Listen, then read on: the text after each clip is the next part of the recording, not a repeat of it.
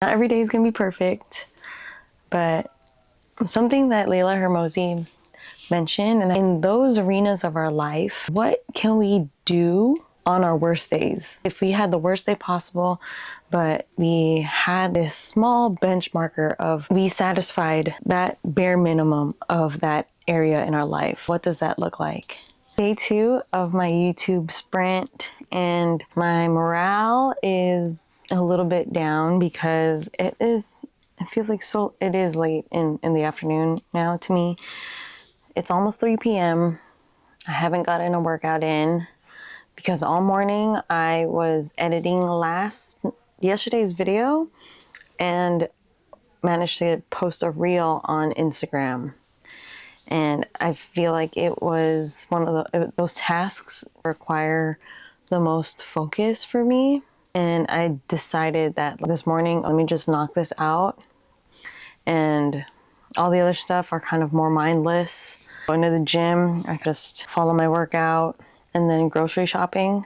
The only thing is I hadn't put together a list of things that I wanted to buy. I was about to make 2 stops, and by now I was hoping to have something comprehensive in preparation for, I guess, my work week. But I haven't gotten that down yet, and I'm honestly so tired. I've just kind of been sitting here but editing, and I don't know how sustainable this flow is, and I know it's only day 2, but I would like to find something that doesn't drain me so much, or find a flow of recording, editing, posting, all in a certain amount of time that doesn't drain me too much.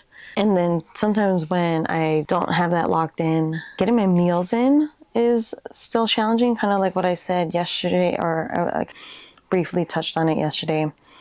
Eating regularly gets challenging, and this is the very thing that happens that prevents me from having a set schedule of when I eat, because I'll just get lost in the sauce of getting things done, especially when it's like in front of a computer or I'm just trying to knock it out. Like it's not even at the moment it's like not enjoyable. I'm just like trying to check it off the list and have it out of my brain already.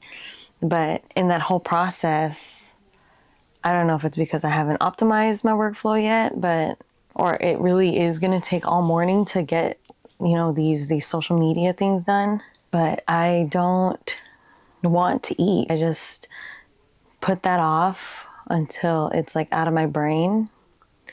But today, when I finally got to the kitchen, I was like, I'm not even excited to eat anymore. I wasn't even excited to begin with. It's just not the attitude that I want to have when it comes to food, because then I'll eat poorly. And I think like today, I wasn't making the wisest choices, but there's like a lot of fat content. I ate some eggs. I ate 3 eggs, which is cool on the protein side. And I had some bread that I made, some sourdough bread. And then just not well-rounded stuff. The chicken that I was cooking yesterday, I do intend to eat that, but after I work out. But that's not going to be for like, I'm not going to be home from working out in errands for a while. So my day is just feeling really funky. Oh, and I forgot to mention that because I was so drained from all of that, I spilled my coffee. I spilled my espresso, and I just had to I had to take a chill pill, just clean up my mess, and make another espresso. And I was like, okay, that's not how I wanted that to go. And the reason why, that was an hour ago. And the reason why I'm like still here is because I was trying to figure out some stuff that's happening with my SD cards on my camera. I mistakenly was deleting stuff via my laptop computer on my SD drive, and that type of interaction or those actions on a foreign device like my laptop is kind of messing with the SD card. So now I'm dealing with temporarily lost space. Like I don't have any room in my SD cards at the moment. But I don't need to get too deep into that. It was just, I feel like I was gonna think about that when I went to the gym. But yeah, anyway, I think I just gotta bite the bullet, just change, get ready for the gym. Hope that whatever items I need to get from the grocery store, I just start making notes of it. And whatever groceries I get is what I'll be dealing with for the week. The day's not lost. It's not yet 3 p.m. I'm hoping to be out of the house by 3 p.m. Get even like a 40-minute workout. I just need to be out. I've been in this little spot right here for too long. Sometimes I call it a vortex because of how easily I can get stuck here, but it's okay. Positive side, I did get that video out and up with the thumbnail and the title. Good stuff. And got my reel out. And now I think it's just all a little bit more mindless things than all that. And then by the time the evening comes, I think I can just chill, prepare for the day tomorrow, FaceTime with the fiance, and just be a little bit better. Not every day is gonna be perfect, but something that Layla Hermosi mentioned, and I hope I don't like butcher it, but I thought it was a cool perspective on trying to do it all. Do it all in your career, in your relationship, in your fitness, in your eating, I don't know, just all the parts of your day. They asked her, how do you do it all? And she was like, you can't do it all. But if we can just determine in those arenas of our life, what can we do on our worst days? If we had the worst day possible, but we had this small benchmarker of like, we satisfied that bare minimum of that area in our life. What does that look like? And you don't have to be extremely amazing in every single one of these things every single day. So I'm trying to think about that with respect to me. You know, I'm really trying to do my best and go to the gym, and that's like a little bit higher tier. And then with my career was the posting and social media. I think that's pretty high level of what I was able to achieve. Now everything else, as long as I get pretty close to my protein goal, or I'm like maybe 20 grams shy of it, we'll be okay. Even, you know, back to the gym thing, if I don't have like a level 10 workout, but I was able to maybe do 3 exercises and my heart rate got up in 30 minutes, that's better than sitting on my booty, you know? And luckily, relationship-wise, my fiance, we find balance with each other. So as long as I'm able to call him, say goodnight, and tell him I love him at the end of the day, that's great. Same thing with family. So I'm just being able to see my day with that lens makes things a little bit more doable, digestible, and it goes back to the whole grace aspect of what I'm trying to practice on myself, and finding that balance between grace and developing self-trust. You find that happy medium where if I'm able to do the bare minimum in every arena of whatever is important in my life, then that's a point towards trust. And then if I don't reach that threshold of you know, excellence for the day, that's where the grace comes in. We level it out and find something that is sustainable, because operating at 100 every single day, I'm going to just continue to burn out, and nothing's going to feel great anymore. Nothing's going to feel fulfilling. And I'm going to go back to square one. I'm tired of starting over. We already know this, but anyway, that's enough rambling for right now. It's time to go to the gym, and I will check back in the nighttime or sometime after this.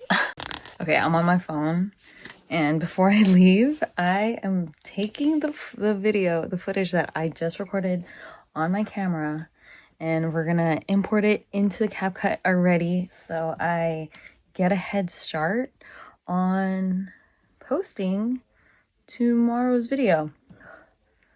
Let's see if it helps or if it takes a load off my brain. All right. Oh my gosh, that is the sickest double chin. What the hell? Okay, so it's there. We are going to just put it right there. It's there. We're making it happen. Getting a head start. Proud of me.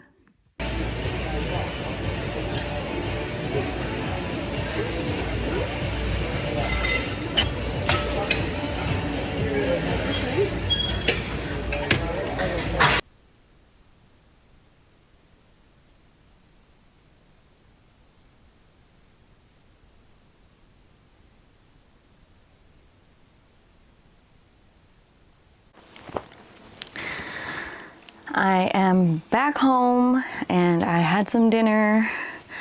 What did I have? I had chicken and arroz caldo. Pretty good. And as you saw in the previous clip, I'm working on my sourdough, and this one is filled with cheese and it's finishing up in the oven, so I'm excited about that. We'll see how it turns out. Fingers crossed that it goes well. I do want to talk about my gym sesh for a little bit. I am using ChatGPT to get my workouts and keep track of them. There was a time where I can go in a gym and just freestyle everything, because I would be there for like an hour, like 75 minutes to about 90 minutes, and I would be like taking my time. I was just such a gym rat back in the day, my 20s, and I just kind of don't have the bandwidth for that anymore. So I get specific with my prompts with ChatGPT, and I'm able to give it the information, just keep record of how much weight I use per exercise, how many reps, all of that. So I don't have to think. All I'm doing is recording, and then I'll feed it to ChatGPT and it'll give me feedback. And I know it's kind of like, I don't like to claim the poor man's thing, but your girl's on a budget, and if I'm able to just get some activity in and keep a little bit of track of it, and back to the bare minimum thing, I feel like that's a great way to get a lot out of the minimum that I've designated, which is just to follow loosely what chat says, and then I execute it. Sometimes I will make some executive calls to switch up some exercises that are similar, or just based off the availability of the machines at the gym, depending on the time that I go. I'm still able to get like a solid workout in, and I'm hoping it's also because I prompt it in a certain way so that it feels like comprehensive, but I also inform how I'm feeling, just super transparent, because I'm not being judged by AI, it feels like. But anyway, to sum all of that up, I feel like I got a pretty good workout despite feeling super exhausted from all of the computer work and phone work I was doing prior. I needed to go grocery shopping, so there was a market right next to where I was, and then decided to just go to Trader Joe's because that was also on the list. And I was surprised that I didn't spend as much as I usually do. I feel like I got a good amount of bang for my buck, which is kind of important because my last Target run was just so full of regrets. I just spent much more than I wanted to. And it's partly because I got like blackout curtains, so that kind of put me over $100. And to see how much I got for around $100 or like 80 bucks, I was like, oh my gosh, I'm just making poor decisions. And it was just, I didn't feel good about that Target purchase. And by contrast, going to these two places, I was able to get a good amount of groceries and be happy about that. So that's what I ended up doing. Outside of the Smart and Final that I go to,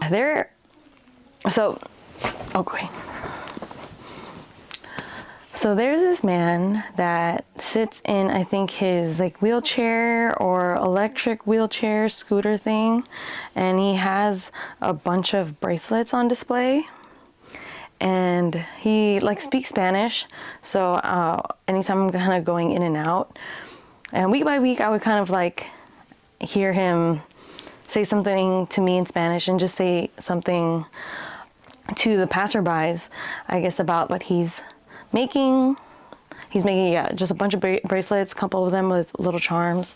And I don't know, I felt compelled to I guess get something from him and buy something from him. By the way, that vendor or that person, that man, he was asking for a donation, so he didn't really have a set price for whatever he was selling, for all the bracelets he was selling. When I first went into Smart and Final, I saw him and I felt bad for just kind of ignoring him. And then I did my grocery run, but I also needed to use the restroom. So I put my stuff in my car, and then I decided to just bring the change that I got from my purchase. It was like $6. And I was like, you know what? Let's just go to the bathroom. I decided to go in, bring my change, and then as I'm coming out, I stopped by this man, and he's speaking to me in Spanish, and I end up getting this bracelet. Are you able to see it? How to be autofocus? Yeah. So I got this M for my fiance's name, and I kind of wanted to get two, but I also didn't want to get more than my share, I guess. So I give him $6, and then I get one of these, and then he says thank you. He seems grateful, and then I'm walking to the car. In my head, I'm like, oh, you know, $6. I feel like it's worth 2 bracelets. And then as I continue with my errands and stuff, I'm grappling with this thought that I had. You know, it's very like impulsive thought of like wanting more for whatever I pay for. The opposing thought is the idea of generosity. I honestly follow a couple of people on YouTube that they give a lot to people that are like out on the street. I'm not really sure if this man is unhoused or like, of course, I don't know his background or anything, but on these YouTube shorts that I watch, these men are, they know that the people that they're approaching are kind-hearted people. And even though they are a little bit less fortunate, a lot of these people's first instinct is to just be like, okay, what can I give? What spare thing do I have? No matter how small, it could be $2, it could be this or whatever. It could be like their leftover food. Their default state is generosity. Yeah, I feel like that's the best way to put it. And apart from these gentlemen being really generous to these people, because at the end of their exchange and their interaction, some of them will take them to Walmart and buy them a bunch of stuff so that they feel safe and okay and like just feel better about themselves because they are given just the smallest bit of attention by somebody who's kind-hearted. So those grand actions are lovely, you know? But then the thing that's equally as striking is how generous these people are, no matter how less fortunate they are. Having that in the back of my mind and having consumed a great bit of that just to kind of like make myself feel better, or it warms the heart definitely to see like such a human interaction of love and care and honoring that humanity. You could say I was kind of disappointed in myself that my default state isn't generosity. And maybe it's just a feeling that I have that I don't feel like I'm generous. And now it's just an awareness that I have of myself. And now I want to be able to practice being more generous so that I don't feel this resistance in myself. I'm like, oh, I think I should have got more out of like what I gave. Ugh, that just sounds so icky. But it's, the first step is awareness, and I think that's a healthy thing for me to experience and to notice. And I guess that's actually what I can kind of like attach to this bracelet. Oh my gosh, and it just goes another layer because my fiance, like I already know this, but it's nice that I can now attach this to this bracelet. If you ever met him, he's one of the most, one of the most generous people. Sometimes even, as we might say in Tagalog, galante. He's very just overly generous, but in a good way, like overwhelmingly generous sometimes. But the thing about it is that it just comes naturally to him, which is such a beautiful thing to witness and to be a recipient of. But not only am I a recipient of it, my family is a recipient of it. And the fact that that's his default is, I think, a wonderful thing for me to strive for. And I'm reminded of this when I'm at my church and we start talking about tithing. And tithing, if you don't know, is taking 10% of your income and giving it to your church as an act of giving a piece of what already belongs to God. Because when you give that small bit, that 0.1 of your income, you're meant to reap the fruits of that like tenfold, like exponentially. So you give a part of your income, and then God is going to reward us for that. Because ultimately, whatever we made and all of the thousands, millions, billions of dollars that we are able to obtain in this lifetime, that's all because of God and the path that He's paid for you. So this 10% is just a tangible thing to be able to give up to Him and to your church, just so it just becomes like this practice and like maybe even a reminder that it doesn't belong to us ultimately.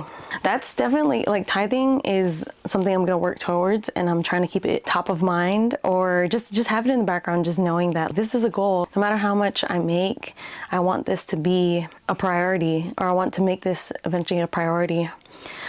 And, you know, it starts small. Like, I'm just adding that to my spreadsheet as like another figure that I can just prepare to not have as a part of my own spending, you know, because that's already automatically to the church, to my tithe. So yeah, I just tell this story of how all of these like thoughts, not even really emotions, but now I'm really grateful that I have that awareness, that kind of the state I'm in and what I want to work towards. And now I have a tangible reminder of that moment, that exchange, and also someone in my life who is just like the shining example of what it could look like to be a generous person in this lifetime. It's the end of day 2, and we are ending on a great note. I know I was super tired prior to going to the gym. I was just mentally drained, kind of physically drained, but we pushed on. We ticked the box, but we also made the most of that task of the day. And while we were out, knocked out a few more things on the to-do list and gained a new bit of self-awareness, allowing me to reflect and find ways to grow from that. There are a couple of things I still need to do. My room is kind of a mess, and I know if I don't get it all tidied up prior to the work week starting, it's gonna stay like this for a while. Not only that, I have some clothes to put away, and lucky for me, I have chosen to reward myself by watching the rest of the Bridgerton episodes that are out right now. So I'm excited about that. I guess that's all for today. I'll catch you on the next one. We're gonna be at the shop. I'm gonna see when I'm gonna be recording myself talking to the camera, Is it gonna be a car thing? Is it gonna be a shop thing? Am I gonna be chatting by myself alone after hours? We'll play around. We'll see. We'll see wagwan before I have hula. And I'm hoping I can still do this little reflective thingy because my fiance will be over. And I just gotta get comfortable talking in front of a camera and probably in front of other people. It's part of the lifestyle, so this is the types of comfort zones that we're going to start to step out of. So then, catch y'all tomorrow.